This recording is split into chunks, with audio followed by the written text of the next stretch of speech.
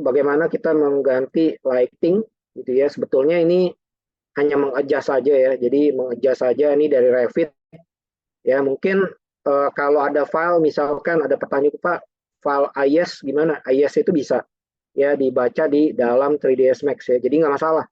Ya IS dari Revit itu bisa ya dibaca di dalam 3ds Max ya. Ini hanya mengadjust ya. Jadi semua parameter yang ada di dalam Revit ya, parameternya ini dia ada dibaca di dalam 3ds Max. Ya, jadi kayak misalnya ada downlight di sini, kemudian kita ingin ganti dia punya berapa Kelvin gitu ya di dalam lumensnya, di dalam di dalam file lighting dari Revit itu semua kita bisa mengcovernya di dalam 3ds Max. Jadi nggak usah khawatir bapak-bapak sekalian. Nah, bahkan di sini kita juga kita bisa mengganti, katakanlah oke, saya bisa menggunakan misalnya pakai Arnold, itu nggak masalah ya. Jadi kita bisa menambahkan banyak dari typical lighting di dalam 3ds Max, atau misalkan kita ingin mengadjust dari Revit sendiri untuk lightingnya, itu nggak masalah ya. Jadi ini saya cepatkan aja ya, ini file-file atau dari library-nya dari Revit ya. Ya, jadi seperti ini kita bisa mengadjust ya bagaimana kita mengganti lighting type di dalam 3ds Max dari file Revit ya. Nah, ini yang cukup menarik ya. Ini banyak pertanyaan juga gitu ya. Nah, bagaimana kalau misalnya kita punya di dalam gedung ada banyak lampu, kemudian kita ingin atur dari sisi dimmernya gitu ya kan. Jadi waktu kita merender interior gitu ya di file Revit kan kita ingin dapetin satu yang namanya dimmer ya, lampu. Tapi bayangkan bapak-bapak kalau punya lampunya itu ada mungkin sekitar 100 atau lebih dari 100. Kita harus satu-satu kita atur ya di dalam 3ds Max, dan itu nggak mungkin ya. Itu cara yang tidak efisien. Tipsnya bagaimana? Kita bisa mengatur atau kita grup, kemudian kita mengatur. Nah, tentunya di sini kita butuh yang namanya satu yang namanya controller ya. Jadi kalau bahasa saya bilangnya adalah controller. Bagaimana kita cukup membuat satu parameter untuk kita mengontrol yang namanya dimmer gitu ya. Nah, bagaimana caranya gini ya. Jadi seperti ini, Bapak-bapak. Oke ya. Jadi ini saya coba untuk render dulu. Jadi nggak semua, kebetulan ini ada banyak lampu ya. Jadi saya cuman di sini contohnya saya hanya hidupkan 2 lampu saja ya untuk memberi contoh. Nah, jadi yang pertama adalah saya ingin buat dimmer di sini nih, lampu spotlight ya, jatuhnya di sini ya buat dimmernya. Nah, caranya bagaimana kita membuat controller atau dimmernya? Maka kita membutuhkan yang namanya di sini, kalau misalnya bapak-bapak lihat di sini, ini yang namanya manipulator. Ya, apa itu manipulator? Manipulator tuh kita gunakan untuk membuat kontrol. Ya, jadi misalnya kayak tadi ya, yang dalam kasus ini ya, saya buat kita mengontrol dimmer dari lampu ya, dari Revit ya. Nah, jadi yang saya gunakan di sini adalah dimmer yang tipenya slider. Ya, karena kan dia slider terang gelap gitu ya. Jadi saya nggak butuh tipe-tipe manipulator lainnya. Jadi saya cukup taruh namanya slider. Slider tuh ada di mana? Kita pergi ke icon yang ini ya. Kemudian kita pilih manipulator, kita pilih di sini ada slider. Ya, ini saya lanjutkan aja. Nah, waktu kita tekan slider, slidernya ya nggak besar-besar ya di sini ya. Jadi slidernya itu nggak besar, dia cukup seperti ini. Jadi seringkali hati-hati kalau kita tempatkan di pojok-pojok. Terkadang waktu kita tempatkan di area-area yang ini biasanya ke select ya komponennya. Jadi hati-hati. Nah, ini manipulator slidersnya. Jadi kita namakan aja. Jadi kebetulan di sini yang kita akan buat adalah dimmer ya. Jadi ini kecil, dimmer, tulisannya dimmer. Kemudian volumenya kita isi, Bapak-bapak ya. Karena di sini kita ingin terang itu adalah kita definisikan dengan satu value, isinya adalah 100, gelap itu adalah 0 gitu ya. Jadi kita harus setting.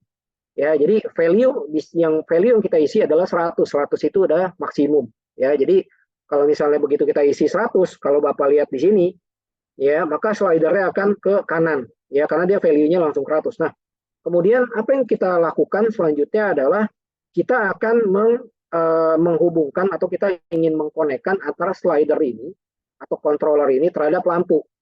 Ya, jadi waktu kita menghubungkan kita nggak bisa linkage begini aja. Bapak-bapak ya. Jadi nggak bisa kita menghubungkan secara linkage di sini, karena kalau kita linkage pakai icon yang ini ya, ini nggak bakal bekerja ya. Jadi kita harus membuat satu kondisi ya. Jadi ini salah satu yang menarik juga, kita harus buat kondisi. Kondisinya kita menggunakan yang namanya salah satu wire parameter ya. Jadi sorry ya, jadi wire parameter di sini kita menghubungkan. Jadi tadi yang langkahnya adalah ini saya cukup klik kanan gitu ya, klik kanan, kemudian kita pilih ya. Jadi sekali lagi kita klik kanan, kemudian kita pilih namanya wire parameter ya. Jadi waktu kita pilih wire parameter, klik kanan di sini, maka di sini akan ada namanya ke pojok ya sini ya tuh.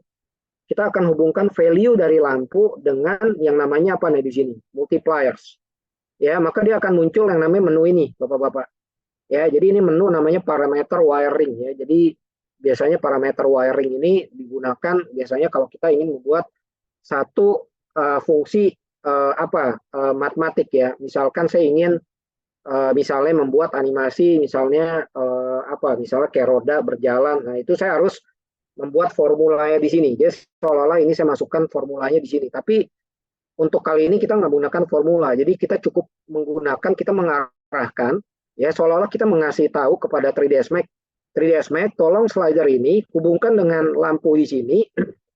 Lampunya di sini yang kita akan atur adalah value-nya. Lalu di sini di wire parameternya dari dialog box di sini, ini kita harus tentukan di sini ada arahnya, ada directions-nya. Artinya di mana? Karena di sini yang kita buat kondisinya adalah waktu kita tekan slider atau kita geser slider, maka dia akan impact-nya dari value dari lampu atau intensitas lampu di sini. Ya, maka di sini kita pilih di sini yang namanya one directions dari kiri ke kanan. Kirinya apa? Slider. Di kanannya apa? Lampu ini. Gitu ya. Jadi kita cukup di sini kita pilih yang panah di kanan. Ya, jadi kita cukup panah di kanan di sini. Jadi bukan yang bolak-balik. Ya, Bapak-bapak jangan bolak-balik, tapi yang arah sebaliknya juga jangan, karena kondisinya slider kemudian kita update gitu ya. Kemudian kita update, kemudian kita ingin melihat fungsinya seperti apa. Nah, waktu kita update, kemudian kita ingin melihat, ya tentu saja kita harus buka dari kolom rendering ya di sini ya. Jadi nggak mungkin waktu kita bermain-main di dalam parameter di sini, itu nggak secara otomatis kita geser pakai kursor mouse kita, ini nggak bakal kegeser. Jadi stepnya kita harus pilih namanya select manipulator. Ini ikonnya Bapak-bapak. Ya, ini select manipulator, baru kita di sini bisa bermain-main.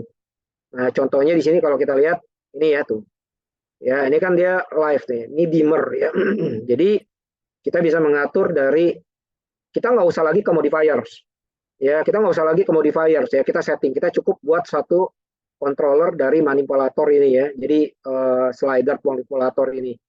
Nah, kemudian caranya bagaimana kita menghubungkan? Misalkan apakah kita grup? Nggak usah, kita ulangi lagi langkah yang sama ya, karena ini memang kita ingin ngebuat dimmer ya. Jadi kita nggak usah buat slide manipulator lagi, tapi kita cukup hubungkan lagi gitu ya ke grup ya. Kita ke mana, ke lampu yang setelahnya ya, kita hubungin lagi. Nah, kemudian kita di sini kita transform object multipliers ya, tadi value-nya ya, kemudian kita update ya. Nah, ini kita tes. Nah, kemudian kita coba untuk kita melihat dari manipulator ya. Kita lihat. Nah, ini udah bekerja ya, Bapak-bapak tuh. Ya, jadi kalau saya geser maksimum dia terang.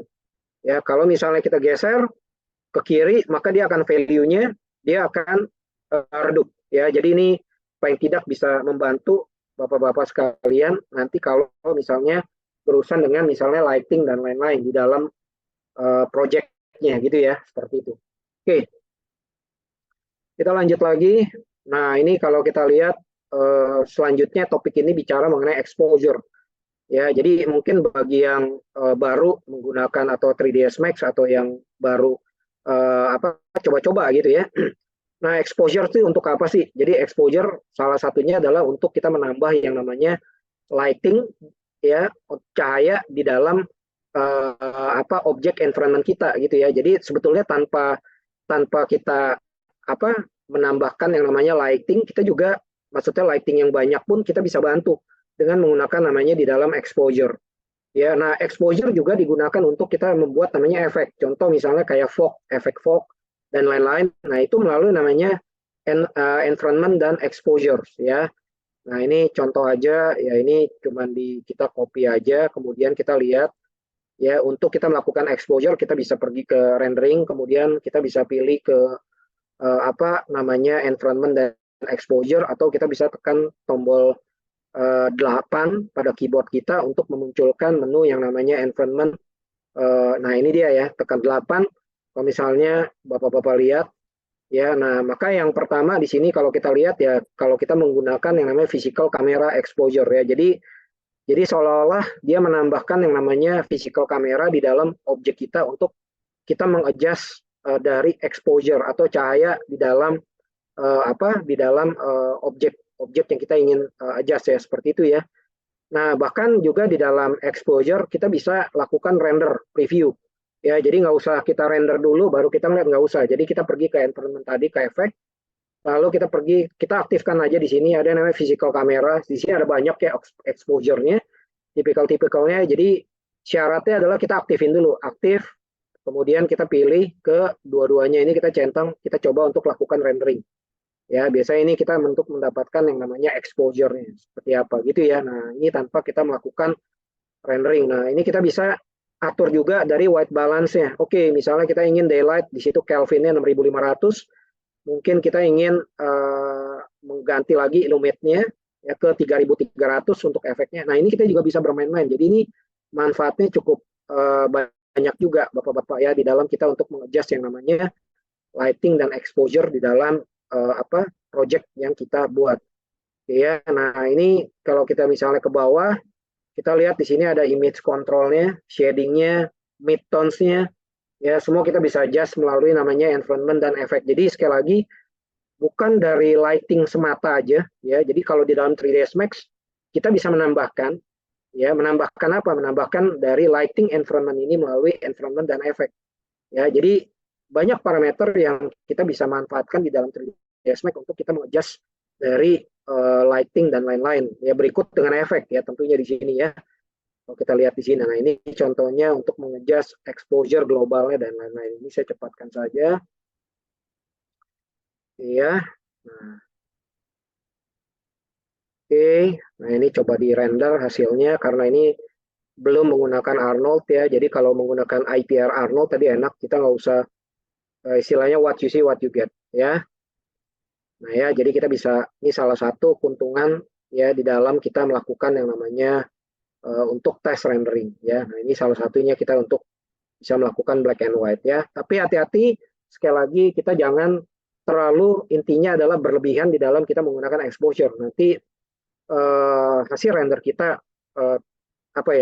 tidak real ya, jadi nggak real gitu. Jadi terlalu terang, warnanya juga kayaknya nggak match cahayanya gitu. Jadi hati-hati. Tapi minimal fitur ini bisa membantu menambah di dalam kita untuk lighting di dalam project kita ya. Baik.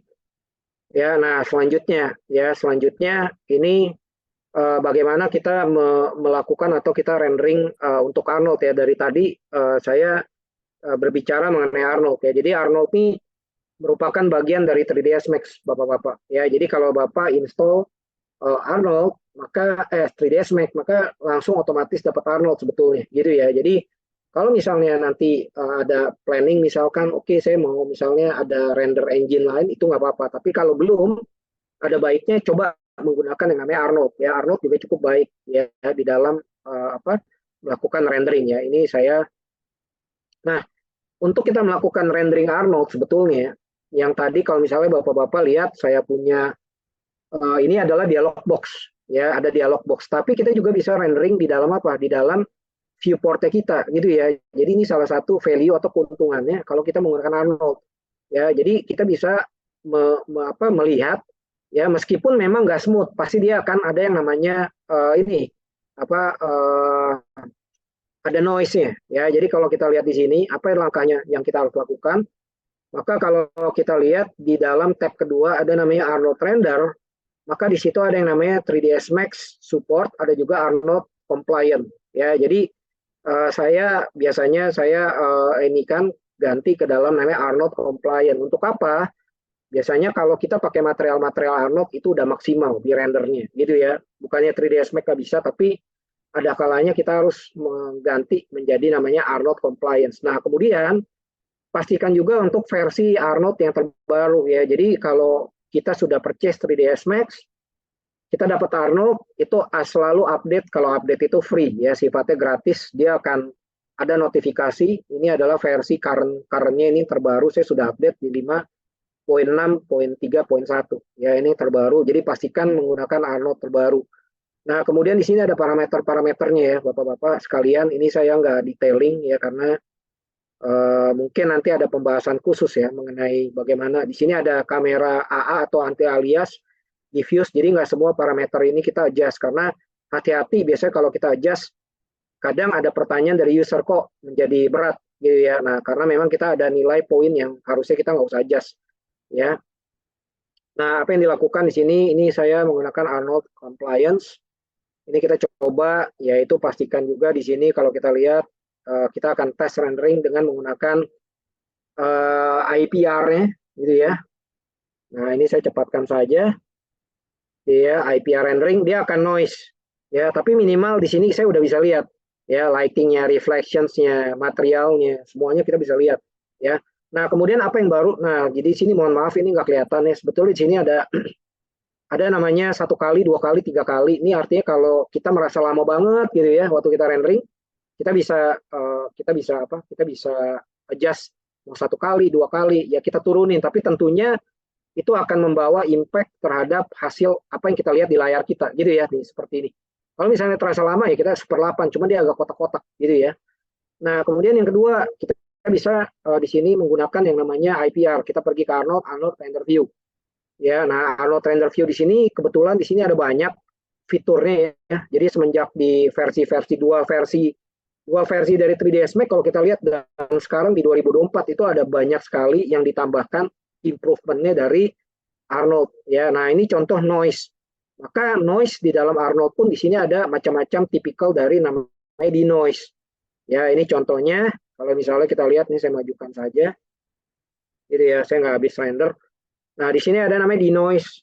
Ya, jadi ada denoise itu ada 3, ada Odin Optics ya, ada juga dia ada dari denoise dari Intel ya, sebutnya dari Intel di situ support. Nah, kemudian di sini contoh ya sini saya pilih yang namanya Odin ya. Jadi ini nanti noise-nya dia akan hilang ya. Jadi dia akan coba untuk rendering.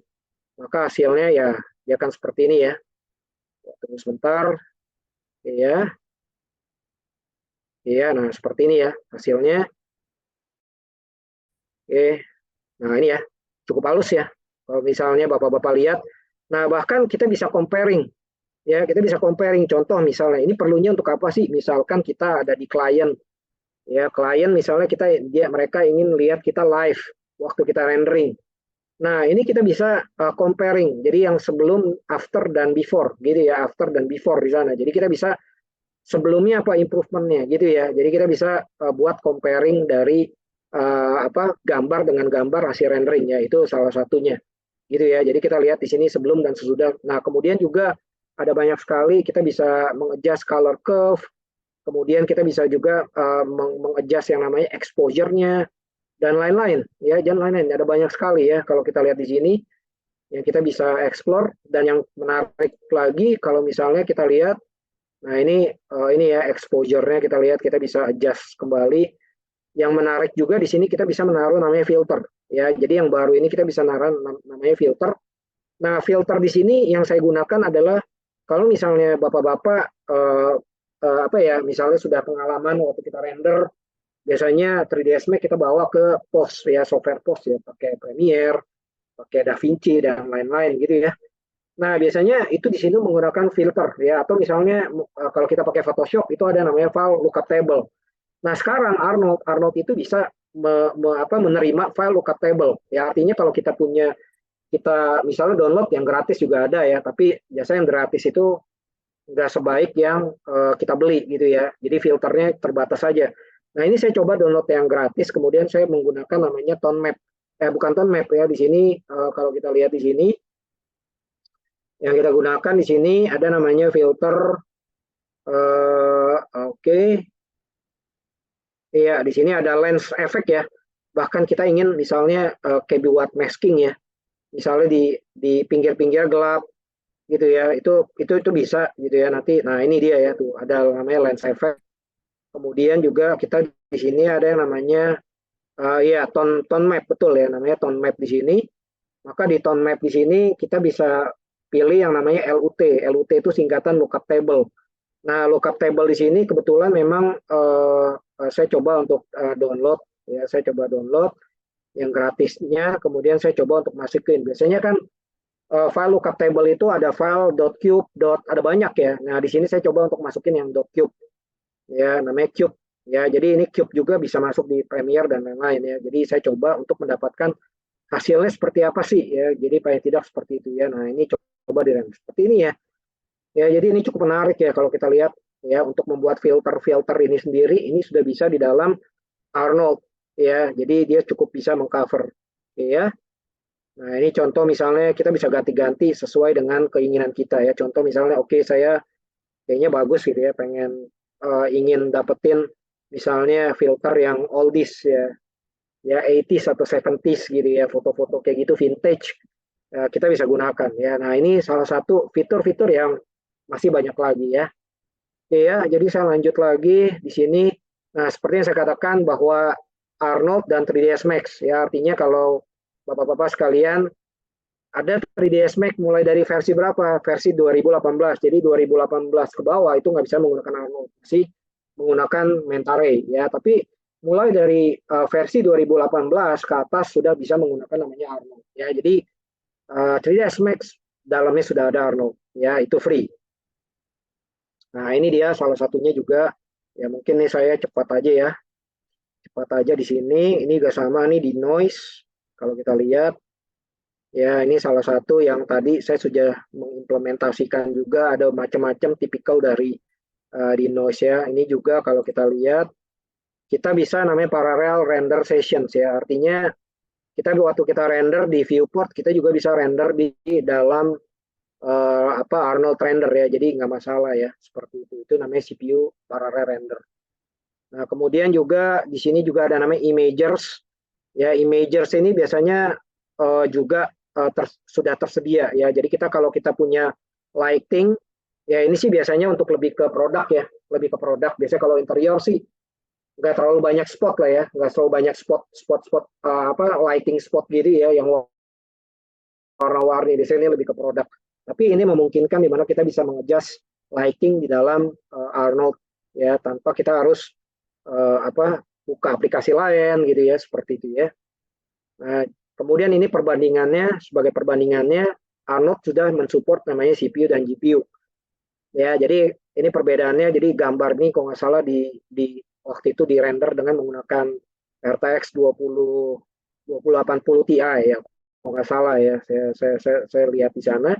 Nah, ini di render paling tidak kalau pakai CPU sekitar 12 menit 30 second, GPU perbedaannya sangat-sangat signifikan ya. Jadi ini memberikan satu value kepada bapak-bapak untuk paling tidak bisa memilih menggunakan CPU atau GPU. Kalau memang GPU-nya sudah cukup baik gitu ya dari sisi spek, jadi kita bisa beralih ke GPU karena kita bisa menggunakan estimate time yang jauh lebih cepat dibandingkan dengan menggunakan CPU gitu ya.